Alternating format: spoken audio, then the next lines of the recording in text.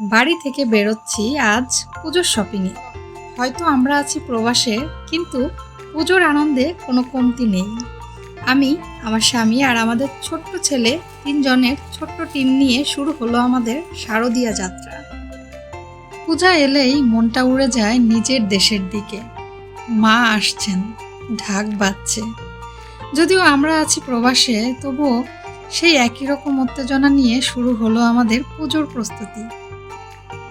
আমরা চলে এসেছি শপিং মলে। দেখুন আমার সোনাটা কতটা এক্সাইটেড, কতটা খুশি সে। এটা পছন্দ হয়েছে তোমার? এটা কি সুন্দর? তোমার পছন্দ হয়েছে? ও আচ্ছা আচ্ছা।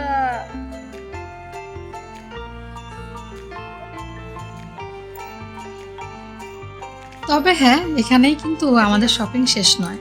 বাকি আছে আরও কিছু কেনাকাটা, ছেলের খেলা, আর হ্যাঁ, পেট পুজো তো এখনো বাকি। তাহলে পরের ভিডিওতে আমাদের দেখা হচ্ছে আমাদের প্রবাসে পূজা আনন্দের আরেক